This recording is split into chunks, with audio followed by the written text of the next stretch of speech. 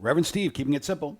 We're going to be in Matthew 24, verse 9. And now I've been talking about this, that this is in Jesus' own words. He's describing the time of the end, not only to us, but to the disciples. If you didn't know, many of the disciples got out of Israel.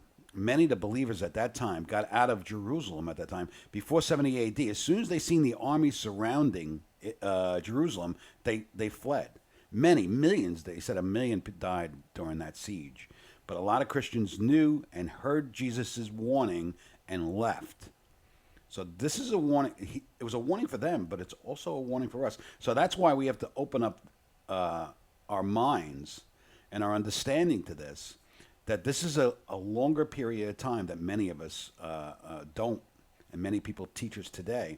If you look at Luke's account is more directed towards the 70 AD account, what happened at 70 AD, than the future. But if you take Matthew's, it's more directed towards us today because, like I said, we went through the transition part just before, and now we're going to finish up the transition part, and it's going to be talking about the future events that still hasn't affected us yet. So let's get into it. So we're going to be in verse 9. So then you will be hated, arrested, persecuted, and killed. You'll be hated all over the world. All over the world, you notice that?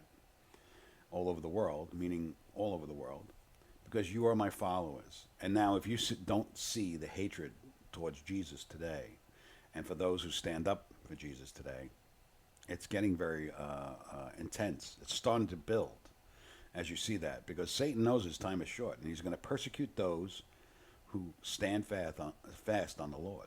That is key. We stand fast. I want to just bring up a topic. Many Christians don't understand this, but in the first century church too, there was a persecution that went out, and many Christians, they who professed to be Christians, fell away at that time. They were persecuted, and many were put to death, and they seen that, and they walked away from Christianity. And the first century church had a very big problem that people were coming back after they had denied, and they didn't know what to do with them. There's many letters and many early letters of the apostles, not in the Bible, but afterwards, after the first 100 years, that the forefathers of the church were talking what to do with these people that had, denied the faith.